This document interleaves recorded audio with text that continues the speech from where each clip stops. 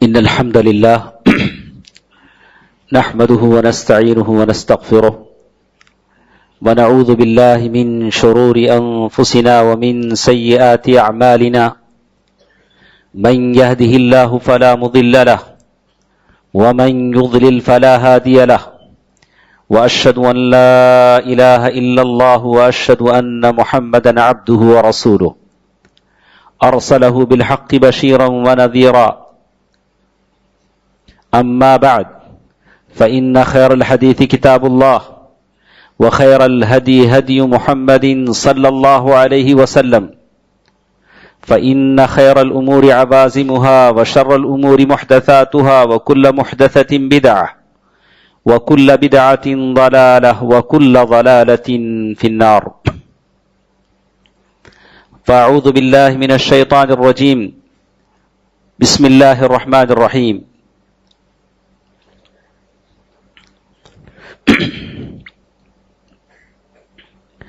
والذين آمنوا وعملوا الصالحات لنبوئنهم من الجنة غرفا تجري من تحتها الأنهار وعد الله إن الله لا يخلف الميعاد. محترم حضرات، بزرگوں، دوستوں، عزیزوں، ماں اور بہنوں، تمام تعریفیں صرف اور صرف اللہ تبارک و تعالیٰ کے لیے ہیں جو ہم تمام کا خالق ہے، مالک ہے، اور ہم اسی اللہ سبحانہ و تعالیٰ کا شکر بجا لاتے ہیں، اور پھر درود و سلام ہو میرے اور آپ کے پیارے نبی محمد مصطفیٰ صلی اللہ علیہ وسلم کی ذات پر، اور اللہ تبارک و تعالیٰ کی رحمتیں ہوں تمام صحابہ پر، تابعین پر، تبع تابعین پر اور سلف پر، جتنے اچھے ایسے لوگ جنہوں نے دین کی خدمت کی، اور قیامت تک جو لوگ سچے عقیدے پر قائم ہیں اور سچے عقیدے کو پھیلاتے ہیں، اللہ تبارک و تعالیٰ کی رحمتیں اور برکتیں ان پر نازل ہوں، آمین. بزرگوں، دوستوں، عزیزوں، ماں اور بہنوں، آج کے اس جمعے کے خطبے میں میں کچھ باتیں اس جنت کے تعلق سے جس میں اللہ تبارک و تعالیٰ نے بہت سارے وعدے ہمارے لیے کر رکھے ہیں، اور کہا ساتھ ساتھ یہ بھی کہہ دیا والذین آمنوا، وہ لوگ جو ایمان لائے اور نیک عمل کیے، لنبوئنہم من الجنہ، ان کے لیے ہم نے جنت میں ٹھکانہ بنایا ہے، اور جن میں ان کے مکانات ہیں، بہت سارے گھر ہیں، اور جن کے نیچے نہریں بہتی ہیں. یہ اللہ تبارک و تعالیٰ کا وعدہ ہے، اور اللہ تبارک و تعالیٰ وعدہ خلافی نہیں کرتے ہیں. دوستو، عزیزوں، ماں اور بہنوں، اسی کے تعلق سے کچھ باتیں ہم سنیں گے. انسان کی ساری کوشش زندگی بھر کی یہ ہوتی ہے کہ وہ جہنم سے بچ جائے اور اللہ تبارک و تعالیٰ کے جنت میں اسے داخلہ مل جائے. اللہ کے نبی صلی اللہ علیہ وسلم سے یہی پوچھا گیا کہ اللہ کے نبی صلی اللہ علیہ وسلم، جنت کیا ہے اور وہاں کی عمارتیں کیا ہیں، وہاں کی بناوٹ کیا ہے؟ تو اللہ کے نبی صلی اللہ علیہ وسلم نے مختلف اسلوب میں بیان کیا.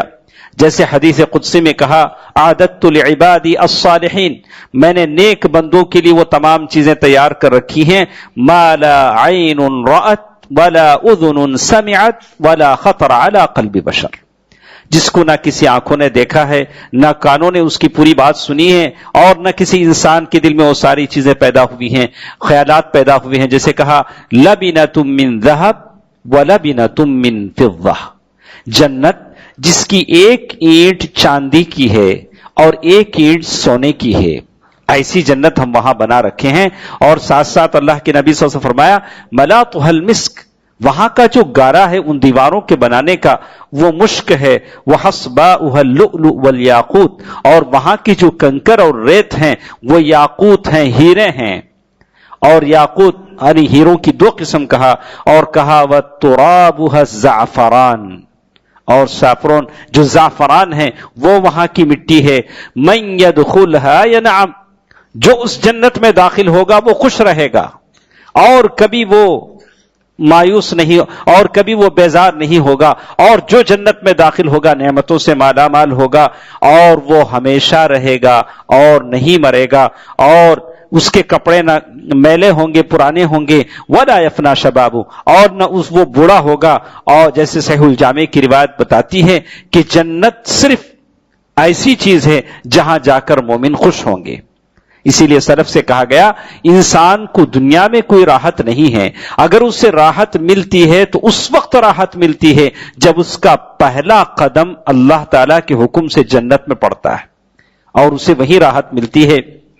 اسی لیے معلوم یہ ہوا کہ ہم آج کے اس جمعے کے خطبے میں کچھ باتیں سنیں گے جس سے ہم جنت میں اپنا گھر بنا سکیں. دنیا میں ممکن نہیں ہے، دنیا میں بڑی محنت سے آدمی بنا بھی لیتا ہے تو اس کا وہ ایک عارضی گھر ہے.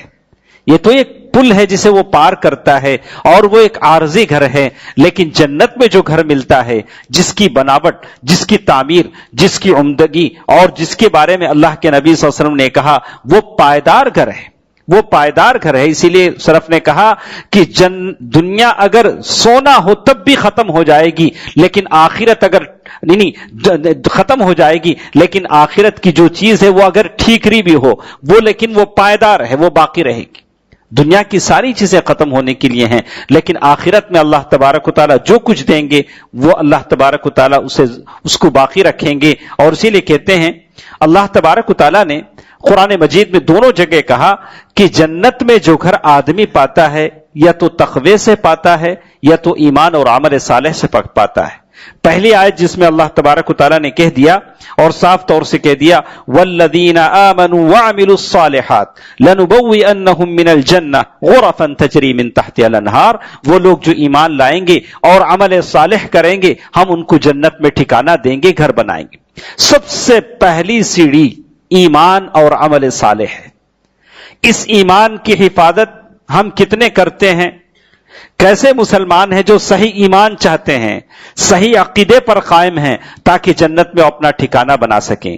دوسری چیز جو قرآن نے کہا تقوی، کہا کہ سب سے زیادہ جو لوگ جنت میں ہوتے ہیں التقوی وحسن الخلق، یعنی اچھے اخلاق اور تقوی ہے جو آدمی کو جنت میں مقام دیتا ہے. جیسے اللہ تبارک و تعالی نے کہا لیکن الذین اتقوا ربهم لهم غرف من فوقها، اللہ تبارک و تعالی کہتے ہیں کہ جو لوگ صاحب تقوی ہیں جنت میں ہم ان کا ٹھکانہ بنائیں گے. یہ تو دو چیزیں ہوئی جو اللہ تبارک و تعالی نے کہہ دیا کہ جنت میں آپ اپنا گھر بنانا چاہتے ہیں، اپنا مقام بنانا چاہتے ہیں تو اپنے ایمان کی حفاظت کیجئے، ساتھ ساتھ عمل صالح کیجئے، نیک عمل کیجئے. نیک عمل وہ ہوتا ہے جو اللہ کے نبی صلی اللہ علیہ وسلم نے کیا. اللہ کے نبی صلی اللہ علیہ وسلم نے بتایا سنت کی مکمل تابعداری، اتباع سنت، یہ نیک عمل ہے. نیک عمل وہ نہیں ہے جو کچھ لوگ بتا دیں، کہا کہ بزرگوں نے ایسے کہا یا ہمارے باپ دادا نے کہا. نیک عمل وہ ہے جو اللہ کے نبی صلی اللہ علیہ وسلم نے بتایا. یا اور تقوی، آدمی اللہ تبارک و تعالیٰ سے ڈرتے رہا کرے. باقی دنیا میں جو چیزیں انسان کو پیش آتی ہیں، دنیا میں جو چیزیں ہیں، ایک شعر میں ایک عربی نے ایک شعر میں بیان کر دیا، کہا کہ دنیا میں 8 چیزیں ایسی ہیں جو انسان کو پیش آتی ہیں، کوئی بھی انسان ہو. کہا ثمانیۃ لا بد منها علی الفتى، ثمانیۃ لا بد منها علی الفتى، 8 چیزیں ایسی ہیں جس میں اکثر لوگوں کو گزرنا ہوتا ہے. ولا بد ان تجری علیہ الثمانیہ سرور، کبھی آپ کو اللہ کی طرف سے خوشی ملتی ہے. وہم، کبھی آپ غمزدہ ہو جاتے ہیں، خوشی کا سما ہمیشہ نہیں رہتا، کبھی غم، اندوہناک غم اور اچانک کسی قسم کی پریشانی آپ کو گھیر لیتی ہے، اس سے کسی کو مفر نہیں ہے. اور اسی طرح کہا واجتماع، کبھی بیوی بچے شوہر سب ایک جگہ ہیں. اور کبھی ایسا ہوتا ہے وفرقۃ، کبھی اچانک جدائی آ جاتی ہے، بیوی سے، شوہر سے، بیٹوں سے، باپ سے، بچوں سے کبھی جدائی برداشت کرنی پڑتی ہے. ایسا نہیں ہوتا کہ ہمیشہ ایک ساتھ رہیں، ایسا بھی ہوتا ہے. ویسر، کبھی آسانی آ جاتی ہے، زندگی کے وسائل آسان ہو گئے. وعسر، کبھی تنگ دستی آ گئی، غربت آ گئی، کبھی مشکلیں آ گئیں. ثم سقم وعافیہ، کبھی آدمی ایسا ہوتا ہے کہ بیماری آ جاتی ہے، وعافیہ کبھی عافیت کی دولت بھی آ جاتی ہے، کبھی بیماری سے شفایا بھی مل جاتی ہے۔ یہ جو 8 چیزیں ہیں ہم میں سے ہر ایک کو اس سے گزرنا ہے، الا ماشاء اللہ، مگر وہ جس کو اللہ تعالیٰ محفوظ رکھے۔ یہ ساری چیزیں تو دنیا میں ہونی ہیں، لیکن آج کے اس مادیت کے دور میں جہاں بہت سارے لوگ ان دنیا کی جو چیزیں ہیں، انٹرنیٹ کا زمانہ ہے، اسمارٹ فونز کا زمانہ ہے، اور یہ دوسرے واٹس ایپ اور ٹویٹر کا زمانہ ہے، اس میں پھنسی ہوئی نسل کو بتایا جائے کہ جنت کیا چیز ہے۔ آپ آنکھیں تھوڑی ان تمام چیزوں سے بند کریں اور جنت میں اپنا گھر بنانے کی کوشش کریں۔ کبھی سوچیں کہ کبھی میں جنت کی نعمتوں کو جانوں، پہچانوں، تاکہ میرے دل میں شوق پیدا ہو، جیسے وہ صحابہ کرام سمجھتے تھے۔ معمولی ایک بدو، معمولی ایک گاؤں والے صحابی آتے تھے، اللہ کے نبی صلی اللہ علیہ وسلم سے کہتے تھے، اللہ کے نبی صلی اللہ علیہ وسلم، میں صرف فرض نمازیں پڑھ لوں، یا میں صرف رمضان کے روزے رکھ لوں، یا حج کر لوں، اور میں صرف جو احللت الحلال وحرمت الحرام، میں حلال کو حلال مان لوں اور ہر جو چیزیں حرام ہیں میں اس میں نہ جاؤں، تو کیا اللہ مجھے جنت دے دیں گے؟ سیدھا سادہ سوال۔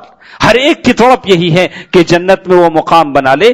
دوستو، عزیزوں اور ماں اور بہنوں، یہ حقیقت ہے کہ ان دنوں ہم تھوڑا سوچیں کہ جنت میں اپنا مقام کیسے حاصل کریں۔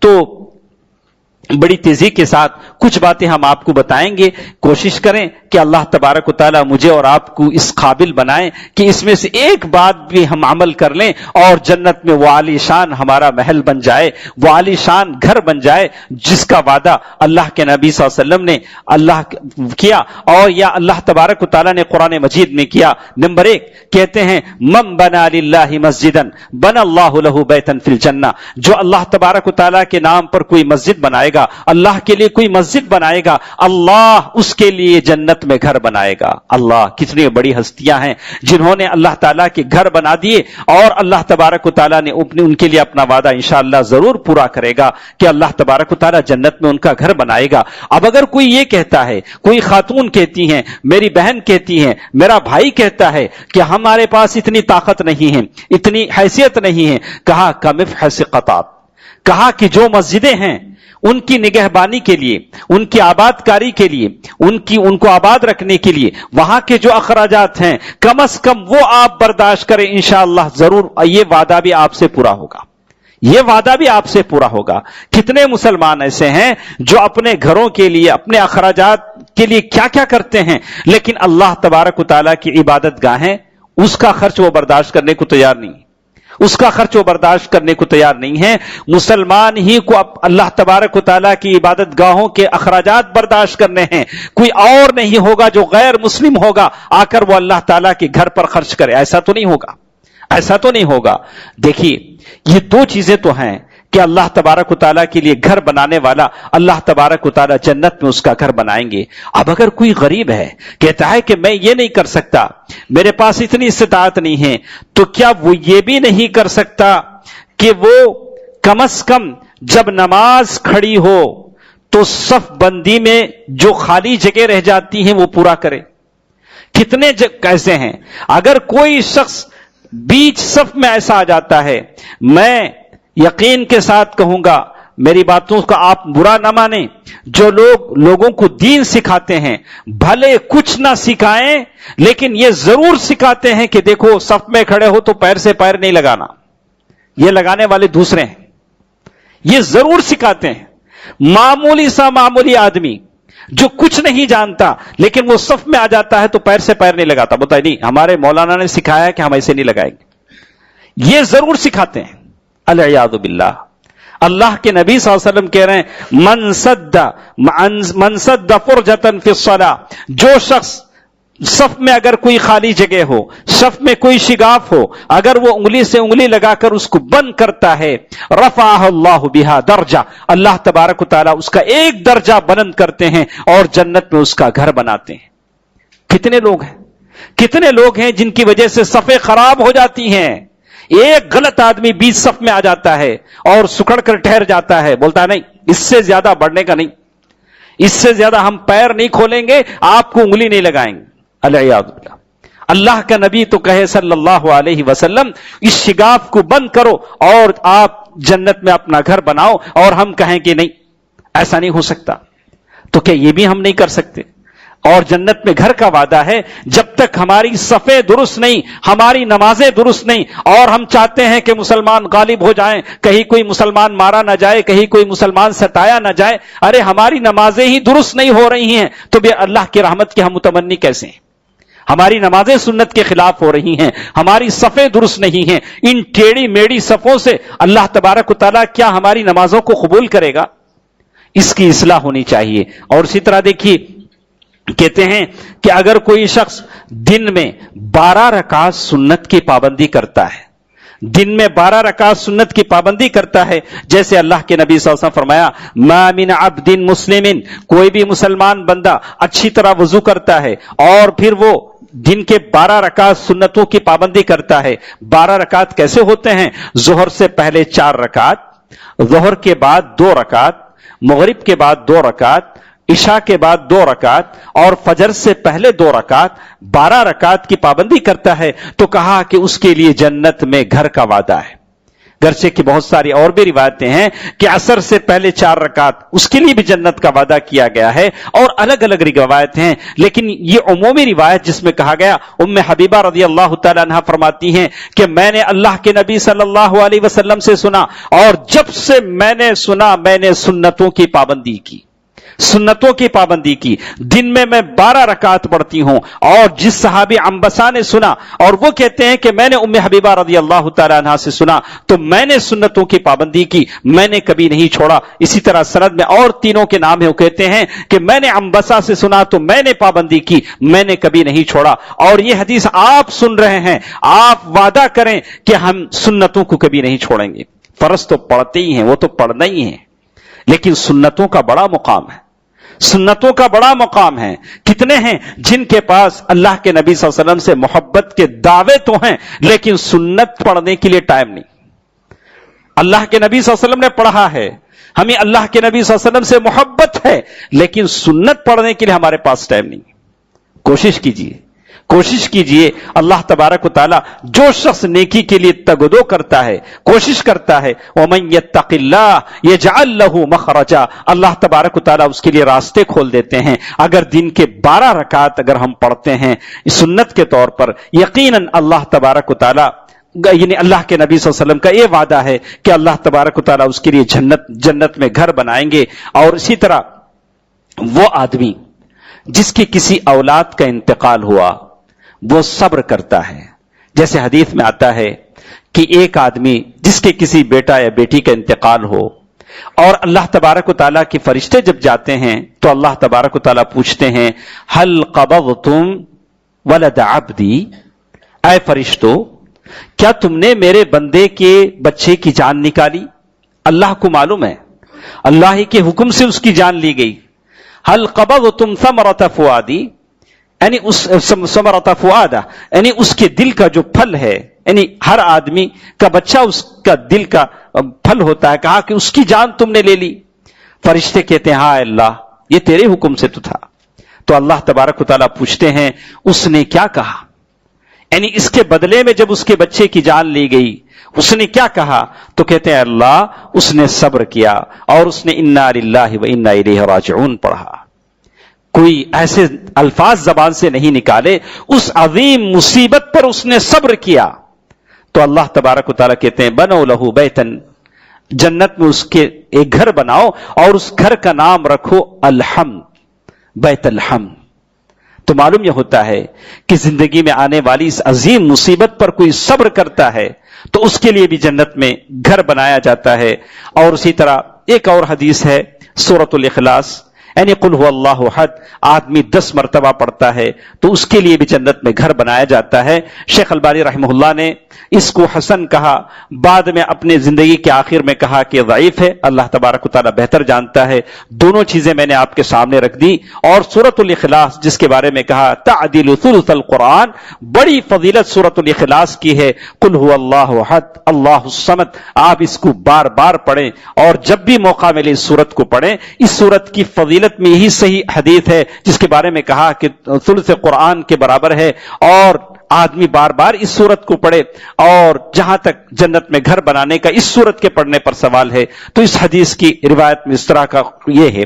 اور اسی طرح صلاۃ الضحیٰ، آدمی اشراق کی نماز پڑھتا ہے، اشراق کی نماز جس کا وقت صبح سورج نکلنے کے بعد 15 یا 20 منٹ کے بعد سے شروع ہوتا ہے اور پھر زوال کے وقت تک رہتا ہے، یعنی یہ وقت سے لے کر زوال کے وقت تک رہتا ہے۔ جب بھی آپ پڑھیں، لیکن علماء نے کہا کہ دیر کر کے پڑھنا زیادہ اچھا ہے، جسے کہا ترمذ الفصال جو حدیث میں آتا ہے، اور آپ اشراق کی نماز کہیں، صلاۃ الضحیٰ کہیں، دونوں ایک ہی چیزیں۔ جیسے ابن باز رحمہ اللہ نے کہا کہ آدمی اس نماز کو بھی پڑھتا ہے تو اس کے لیے بھی اللہ تبارک و تعالیٰ نے جنت میں گھر کا وعدہ کیا ہے، جنت میں اس کے لیے گھر کا وعدہ کیا ہے۔ اسی طرح ایک عظیم حدیث جو ہم آپ کو بتا دیں، جس کے ابو داؤد کی روایت ہے، کہا من ترک المراء وان کان محقا، اللہ تبارک و تعالیٰ نے اللہ کے نبی صلی اللہ علیہ وسلم نے اس حدیث میں 3 گھر کا وعدہ کیا ہے اس آدمی کے لیے جو لوگوں سے لڑائی جھگڑا نہیں کرتا۔ کچھ لوگ ہوتے ہیں جن کی فطرت ہی لڑائی ہوتی ہے، ہر بات میں لڑیں گے، لڑنے کا کوئی سوال ہی نہیں ہوگا لیکن پھر بھی لڑیں گے۔ اللہ کے نبی صلی اللہ علیہ وسلم فرمایا کہ جو شخص اپنا حق چھوڑ دے، اپنا حق ہوتے ہوئے بھی اور حق پر ہوتے ہوئے بھی نہ لڑے، اللہ کے نبی صلی اللہ علیہ وسلم فرماتے ہیں وَإِن كَانَ مُحِقًّا رَبْضَ الْجَنَّةِ، یعنی جنت کے کنارے کنارے اس کے لیے اللہ تبارک و تعالیٰ گھر بنائیں گے، یعنی جنت کی جو کناروں کا حصہ ہوتا ہے اس کے لیے گھر، جنت میں گھر کا وعدہ ہے۔ جو کسی سے نہ لڑے وہ حق پر ہے لیکن لڑائی چھوڑ دے۔ کچھ لوگ ہیں جو زندگی بھر لڑتے رہتے ہیں، آپ معمولی چیز کے بارے میں بتائیں کہ بھئی یہ سجادہ اچھا ہے، یہ قالین اچھا ہے، وہ کہیں گے کہ نہیں اس سے اچھا اور ایک ہے، لڑنے کی ضرورت نہیں ہے، لیکن صرف سامنے والے کی بات کو نیچا دکھانے کے لیے لڑتے ہیں۔ کہا کہ ایسے لڑنے والوں کے لیے نہیں، بات اس کی ہے کہ آدمی لڑائی سے پرہیز کرے، کسی سے خامخواہ کی بحث نہ کرے، اس کے لیے جنت میں گھر کا وعدہ ہے۔ اور اسی طرح کہا کہ ایسا جو آدمی جھوٹ بولنا چھوڑ دے، وَإِن كَانَ مَازِحًا، مذاق کے طور پر ہی کیوں نہ ہو، اس کے لیے بھی جنت میں گھر کا وعدہ ہے۔ اللہ اکبر، جھوٹ بولنا چھوڑ دے، مذاق کے طور پر ہی کیوں نہ ہو۔ آج جھوٹ اتنا عام ہے، لوگ ایسے جھوٹ بولتے ہیں جیسے وہ سچ بول رہے ہیں۔ جھوٹ بڑی بری چیز ہے، آدمی جھوٹ سے پرہیز کرے، جس سے بہت ساری اللہ تبارک و تعالیٰ کی نعمتوں سے وہ محروم ہو جاتا ہے۔ اللہ کے نبی صلی اللہ علیہ وسلم فرمایا کہ جو شخص جھوٹ بولنا چھوڑ دے، بطور مذاق ہی کیوں نہ ہو، اللہ تبارک و تعالیٰ کی طرف سے اس کے لیے بھی جنت میں گھر کا وعدہ ہے۔ اور آخری چیز جو اس حدیث میں بتائی گئی، کہا من حسن خلقہ، جس کے اخلاق اچھے ہو جائیں، جو اچھے اخلاق والا ہو۔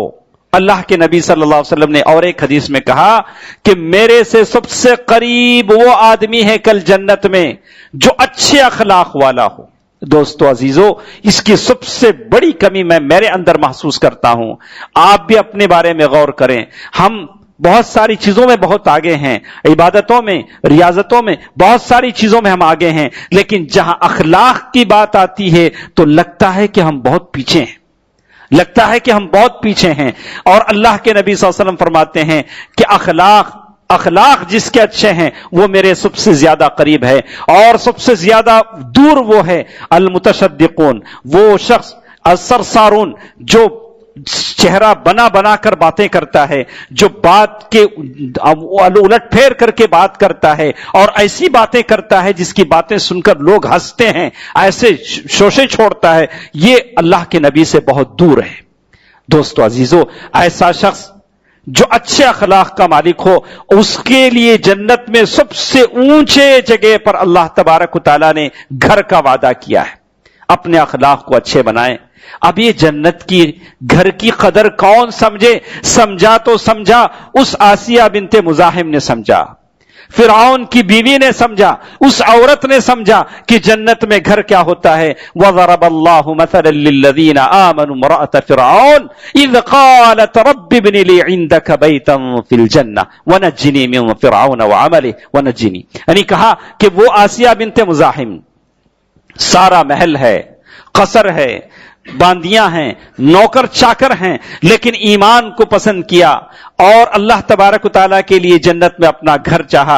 इब्ने क़य्यिम रहमहुल्लाह फरमाते हैं कि दुआ किया तो उस अल्लाह की बंदी ने क्या दुआ किया। कितने आज अल्लाह की बंदियां हैं जो मुश्किलों में हैं, लेकिन इसके लिए कभी वो दुआ तो करती हैं। कहा रब्बि इब्नि ली इंदक बैतन, रब्बि इब्नि ली इंदक बैतन फिल जन्नह। पहले घर नहीं मांगा उस औरत ने, उस नेक खातून ने, जिसके बारे में अल्लाह के नबी सल्लल्लाहु अलैहि वसल्लम फरमाया कि मर्दों में बहुत सारे लोग ऐसे हैं जो बुलंद दर्जे को हासिल कर चुके हैं, लेकिन औरतों में मरियम बिन्त इमरान, आसिया बिन्त मज़ाहिम, इन औरतों की तारीफ की और कहा कि जन्नत की सबसे अफजल तरीन औरतों में ये फातिमा हैं और आयशा हैं, और उनकी फजीलतें बताई गई और खतीजा की फजीलत बताई गई उम्मुल मोमिनीन रज़ियल्लाहु अन्हा। मालूम यह होता है कि मांगा तो भी आसिया बिन्ते मज़ाहिम ने मांगा, ऐ अल्लाह मुझे घर बना जन्नत में का इंदक, लेकिन तेरे बाजू में, तेरे करीब। पहले अल्लाह की कुर्बत मांगी, फिर घर मांगा। जन्नत में मांगा भी तो क्या मांगा, इंदक बैतन फिल जन्नह। पहले अल्लाह तबारक व तआला की कुर्बत मांगी, फिर जन्नत में घर मांगा। दोस्तों, अजीजों, माँ और बहनों, अल्लाह तबारक व तआला की कुर्बत बहुत बड़ी चीज है। इस हदीस से मालूम यह होता है कि ये तीन चीजें जन्नत में घर है, जन्नत के किनारे, उस आदमी के लिए जो लड़ाई झगड़े से अपने आप को दूर रखता है। किसी भी तरीके का लड़ाई झगड़ा हो, दोस्तों से हो, खानदान के लोगों से हो या किसी और से हो। कितने ऐसे लोग हैं, कितने ऐसे खानदान हैं जो सिर्फ लड़ाई झगड़े का शिकार होकर उनकी मोहब्बतें, उल्फतें, दोस्तियां, सारी चीजों से महरूम हैं।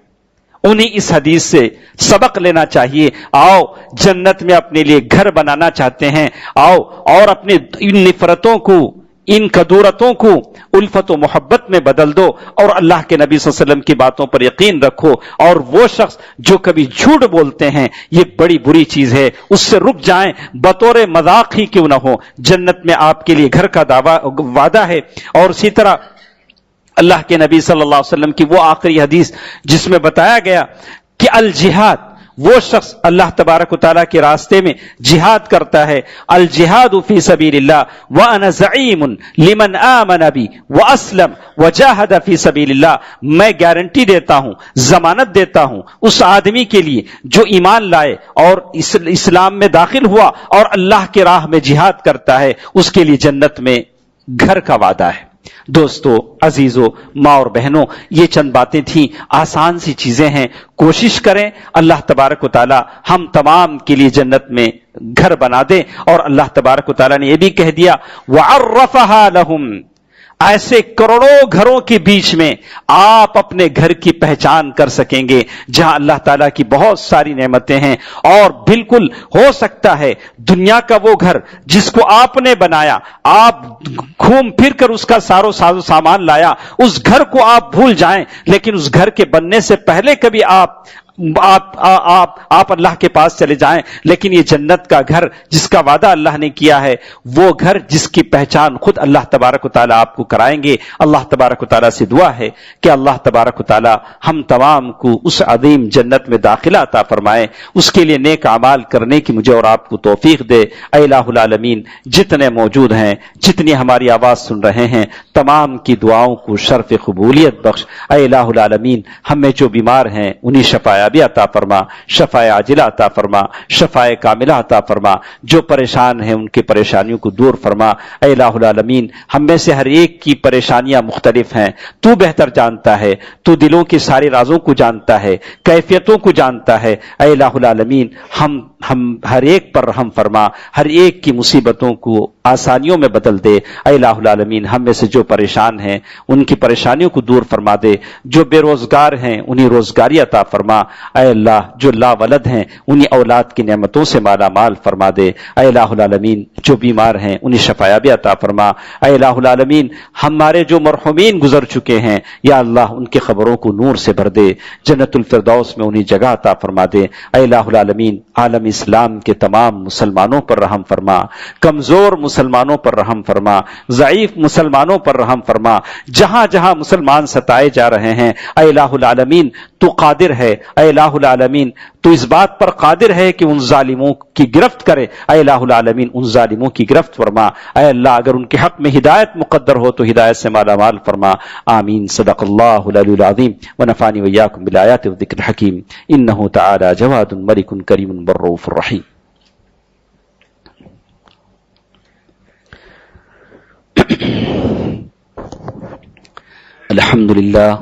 الحمد لله نحمده ونستعينه ونستغفره ونؤمن به ونتوكل عليه ونعوذ بالله من شرور أنفسنا ومن سيئات أعمالنا من يهده الله فلا مضل له ومن يضلل فلا هادي له وأشهد أن لا إله إلا الله وأشهد أن محمدا عبده ورسوله أرسله بالحق بشيرا ونذيرا أما بعد فإن خير الحديث كتاب الله وخير الهدي هدي محمد صلى الله عليه وسلم فإن خير الأمور عوازمها وشر الأمور محدثاتها وكل محدثة بدعة وكل بدعة ضلالة وكل ضلالة في النار فأعوذ بالله من الشيطان الرجيم بسم الله الرحمن الرحيم إن الله وملائكته يصلون على النبي يا أيها الذين آمنوا صلوا عليه وسلموا تسليما اللهم صل على محمد وعلى آل محمد كما صليت على إبراهيم وعلى آل إبراهيم إنك حميد مجيد اللهم بارك على محمد وعلى آل محمد كما باركت على إبراهيم وعلى آل إبراهيم إنك حميد مجيد اذكروا الله يذكركم وادعوه يستجب لكم ولذكر الله تعالى وأولى وعز وجل وأتم وأهم وأكبر